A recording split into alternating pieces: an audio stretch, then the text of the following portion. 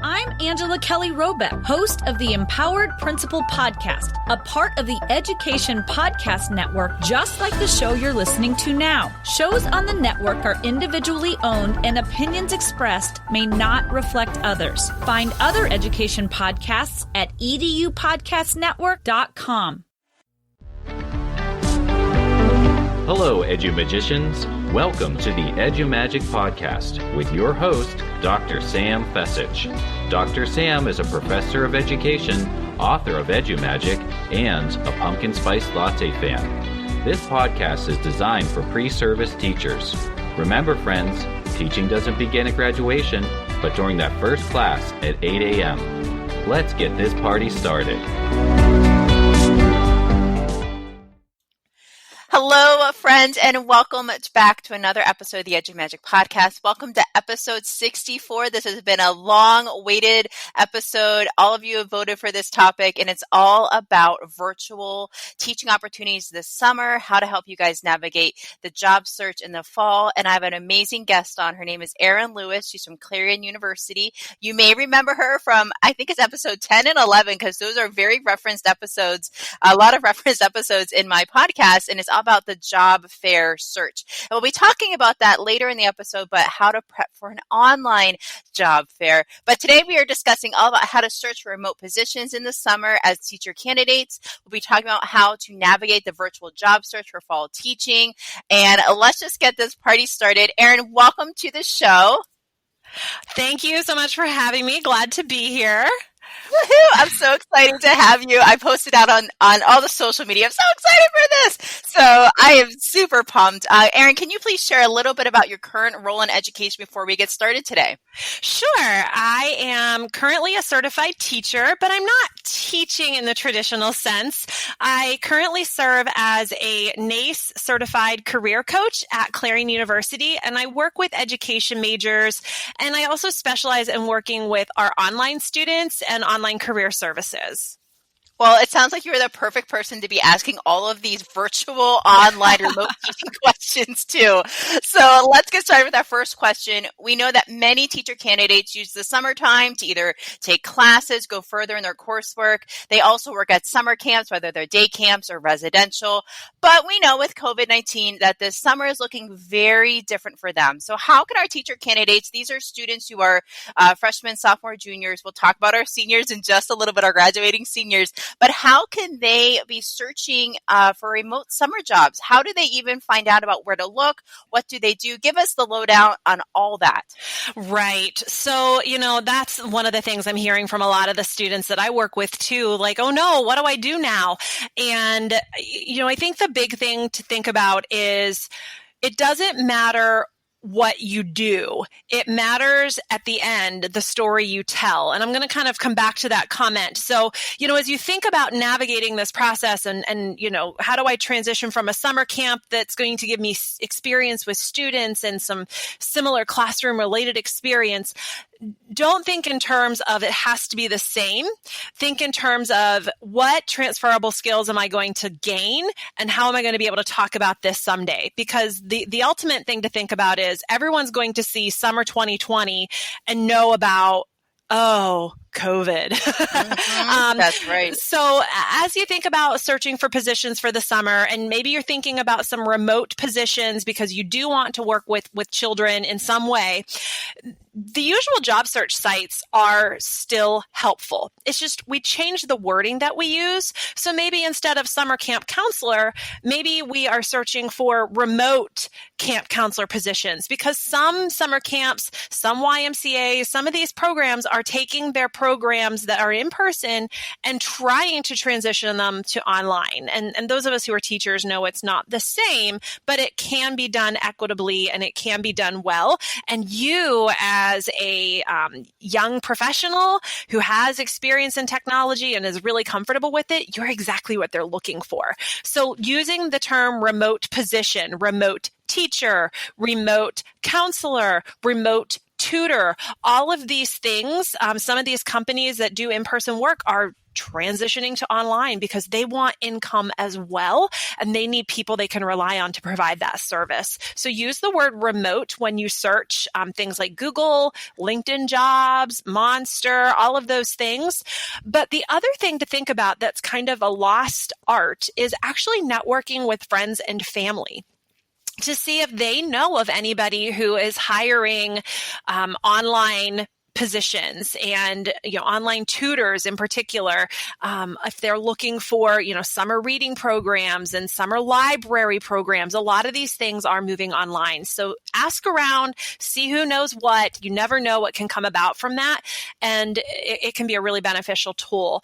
The other thing that I've just been learning about in the last couple of weeks is online childcare. And that sounds kind of weird, right? Like online childcare. Yeah, tell me more about that. So as a mom who's working from home with 3 school-aged kids, I was intrigued about this when I saw it on the news. Like, wait, tell me more. So basically, these individuals are providing online childcare through Zoom or Skype or FaceTime. They are doing arts and crafts with kids. They are doing reading. They're doing, games and things like that. The same things that you would do with somebody face-to-face, but you're doing it virtually. As more and more parents are still working from home, and as online schooling is letting out for summer, now it's like, what do I do with the kids, especially younger children? And thankfully mine are to the point where they can kind of be self-entertained. But if they were a little bit younger, and so, there are things that you might be able to think about of how could I provide online childcare? Is anybody providing this service in my town? Are people, are there companies out there? There was one that was featured on the news, and, you could certainly Google that and do a little bit of research to see what kind of online childcare opportunities are out there. And that's a great story to tell. Like, I normally babysit in the summer, or I normally work at a childcare center, or I normally work at my local YMCA, and those programs don't exist. So I did a little research and I found this online childcare opportunities. And while it's not the same, I did build skills. I did gain, the experience of doing this. And I think as we think about the situation we're in now and moving forward, we're not going to go back. We can only move forward. And so you're only going to build your skill sets.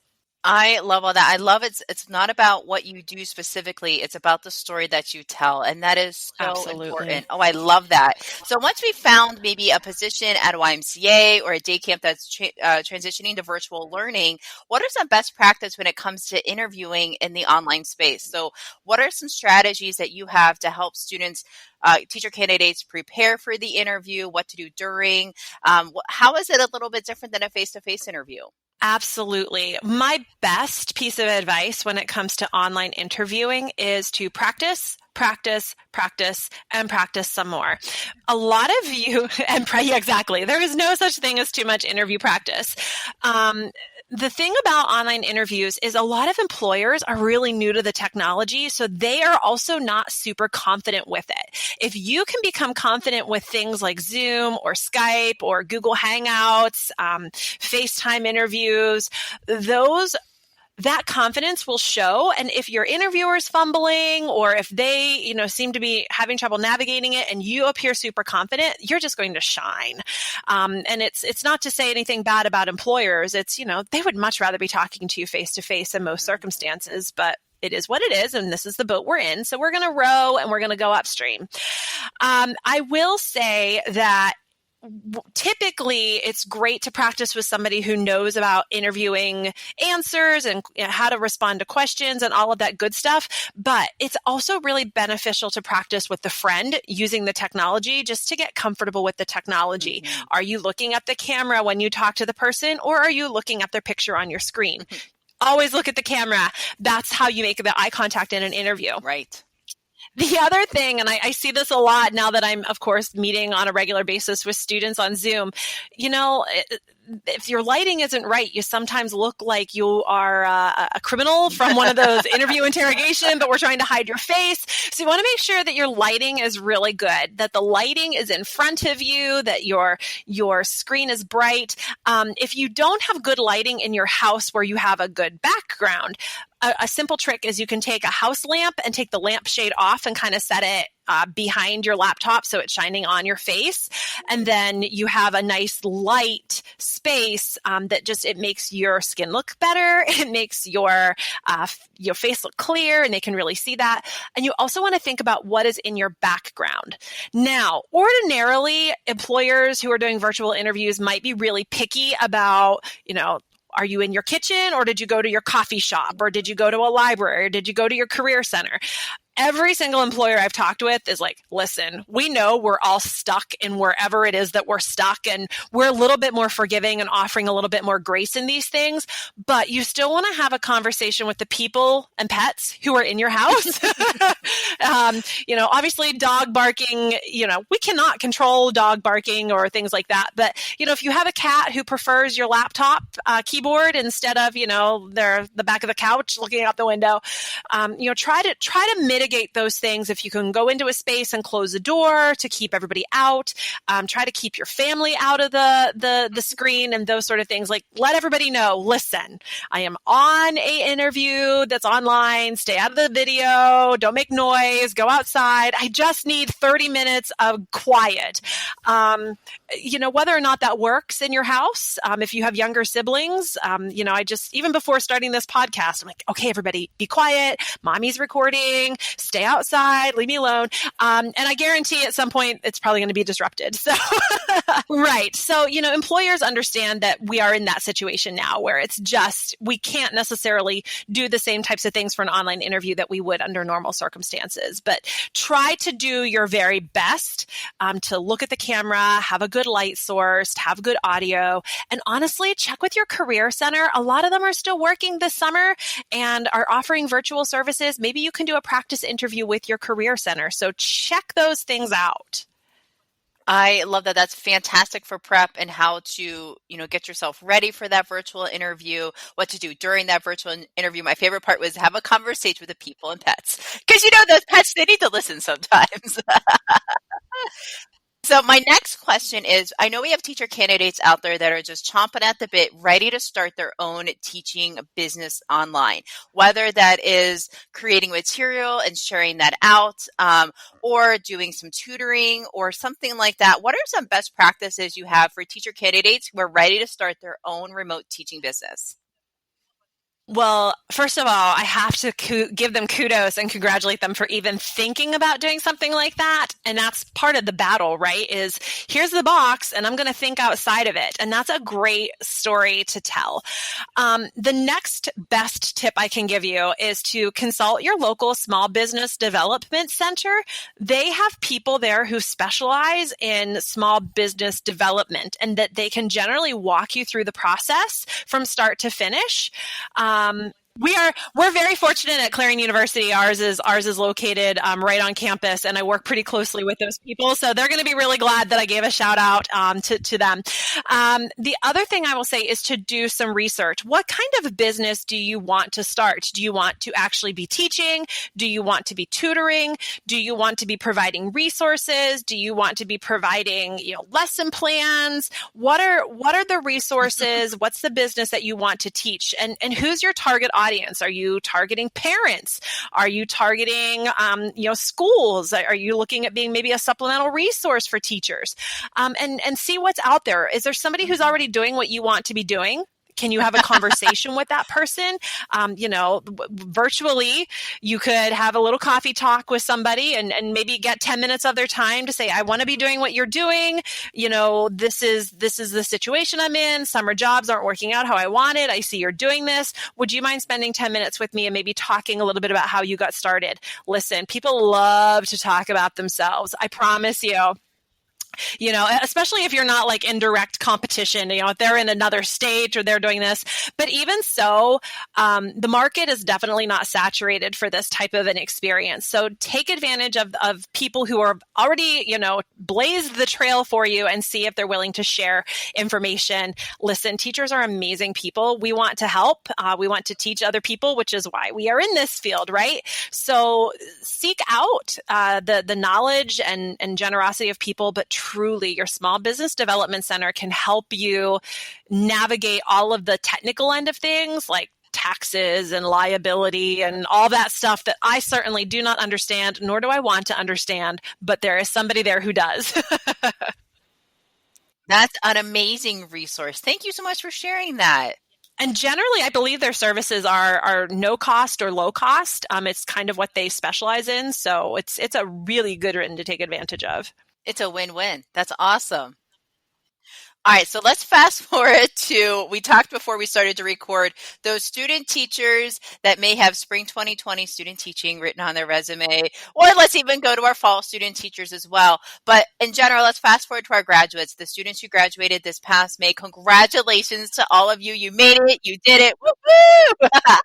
What are some tips that you have for them as they navigate this job search? Because it's a little bit different than what we maybe have prepared for, but what's some advice you have for them about how to navigate the job search for the fall? Absolutely. And those of you who have your bingo cards out and are keeping track of how many times I reference your career center, give it another check. Use your career center. And I cannot say that enough. Like, if you don't do anything else, if you take nothing else away from this podcast, contact your career center. They are working in overdrive. I promise you, they're working in overdrive about how to help you navigate the job search. So rely on their expertise, rely on their networking and connections. They will most likely be able to help you understand what your school has been doing or is doing to help you navigate the process, how they can connect you with employers and workshops and resources.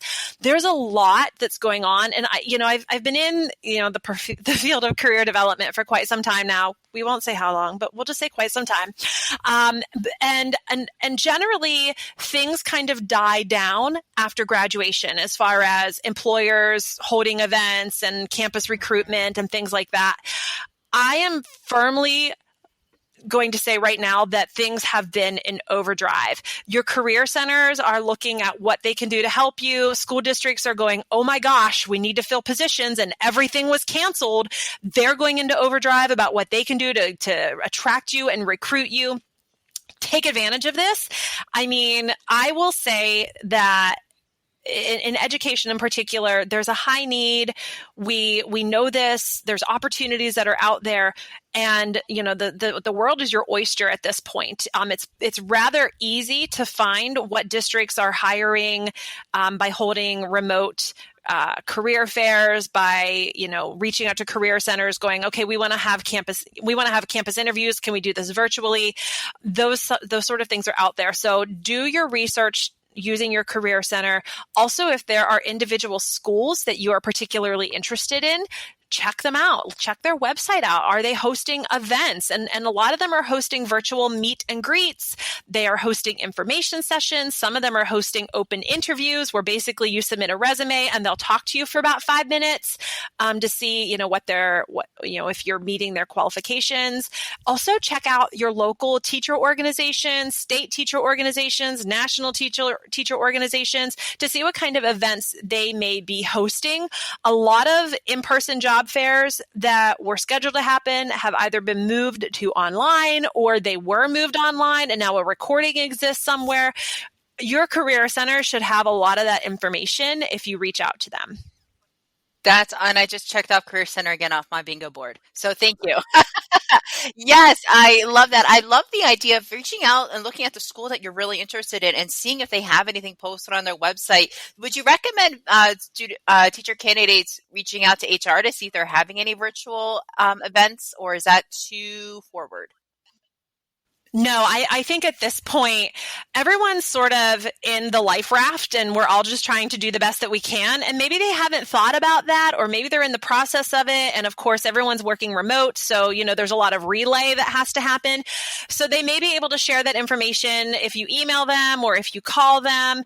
I mean, what does that say? It says, I'm a go-getter. I'm taking initiative. I'm really interested in your school. Hi, please consider me. Of course, we want that, right? We want the energetic go-getter type person. If you annoy them or bother them by reaching out to them, maybe that's not the right school for you. Oh, I love that. Thank you. This is fantastic, Erin. This is so much jam-packed into like 18 minutes. Oh my gosh. I have a couple more questions though. So we know that job fairs may have gone online. Do you have any strategies or tips for teacher candidates to navigate the online job fairs, where to find them, what to do, and how to, get started with that part of the job search if they're interested in looking at virtual job fairs? Absolutely. Again, are you ready? Say it with me. Use your career center. Yes. Again, a lot of these schools are using career management systems now and will post career events and virtual job fairs and things like that online. So check that out. One of the best tips I can say when it comes to any job search is treat finding a job like it is your job. And I think that is especially important in this particular situation we're all in. You need to treat it like a job, but you also need to treat it like it's the only job you're ever going to have for the rest of your life, and maybe work a little overtime. It might require a little extra work. It may require a little extra networking and effort on your part. Again, your career center is going to be having that information, can share that with you. Individual schools are probably posting that information on their websites or are in the process of it. When it comes to preparation, know how the online platforms work. And that's going to require probably a little bit of detective work on your part, because every virtual job platform is different. Some virtual job fairs are simply like a chat room where it's maybe like a Facebook Messenger or instant messaging, where the employer's on one end and you're on the other, and you're basically just chatting virtually in a text box. Some of them are video. I have to say, in the research we've been doing, you're probably going to find more of the chat feature just because of the price factor of videos. They're really expensive platforms. So don't be alarmed if you're only connecting with people in like a text message chat box. Be super professional. Think in terms of that chat box is your professional communication, your professional email to talk to like your principal or your cooperating teacher. You want to be really mindful of the language, the wording, how you're structuring your sentences, just like you would if you were in a face-to-face conversation. You would be really articulate. You would be very mindful of what you're saying and how you're saying. Use that same framework for chat boxes. It's really important, and it's easy to be casual when we're maybe just texting or chatting. This is not the platform to do that. So do research to see what is, what the platform is using and how they're doing it. Honestly, you may be able to find information out super easily. You may not, because sometimes platforms might be named one thing but branded differently. So do the best you can, but that's just something to kind of think about. Is it's probably not going to be like a Zoom or a face-to-face time or something that where you're video messaging with people. It's most likely going to be like different chat rooms. Now, would you recommend, if it's on chat, that they still dress like a professional educator, that they get into that mindset? I am a huge believer of mindset. You're not going to catch me taking exams in my pajamas. I've never been one to do that. So yeah, I would recommend that, you don't necessarily have to dress to the nines like you would if it were a virtual video job fair, but there is some great power in putting on your best, business casual, maybe a nice pair of khakis and a nice blouse, or a button-down shirt. It just reframes how you are presenting yourself. All right, Erin, this has been a jam-packed episode. What is one last piece of advice that you have for our teacher candidates listening today? Yeah, there's definitely a lot of information here. So I will say this might be one of those episodes where you're listening to it a couple different times because there's so much here.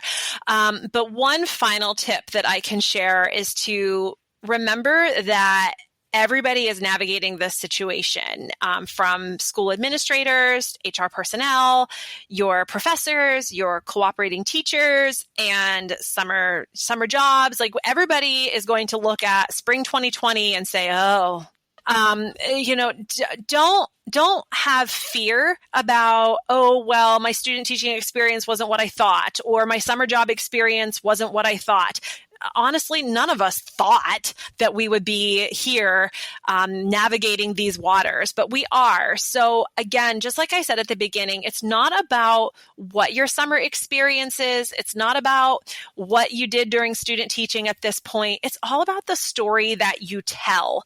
Did you take initiative to try to do something this summer? Maybe you're working at a grocery store because you couldn't find anything else. Are you, taking the opportunity to educate people about where certain procedures are and, well, here's how you have to do this now. We're always teaching. No matter where we're doing it, we can take opportunity to teach. If you're working in the food service business, maybe you're teaching customers now how to navigate that process. Maybe you're teaching your coworkers how to navigate something. Or maybe you just have to tell the story. I really wanted to do something in education, but unfortunately, COVID happened. And so I needed to find something that provided income. And so that's what I did. And I focused on building my communication skills and strengthening my teamwork skills. Every employer is going to understand that. So take action, do something, because some action is better than no action. And think in terms of, what did you do? What did you learn? How did you make the best lemonade possible out of the lemons that you were given? Erin, that was fantastic. And that's a great question that's coming up often by student teachers or new graduates. Oh my gosh, my student teaching was what I thought it would be. My summer online job isn't what, I hoped it to be. But I love this. It's all going back to the story that you tell. Thank you. Now, Erin, how can my listeners get in touch with you if they have questions, comments, concerns, and compliments? Oh, awesome. So you can actually find me on Instagram. I am Erin Lewis 13 on Instagram. Erin, thank you so much for your time. I'm so excited to get this out there. And like you said, I think they're going to grab some coffee, grab a pen and a paper, and listen to it multiple times. There's so much in this episode. Thank you so much. Absolutely. No problem.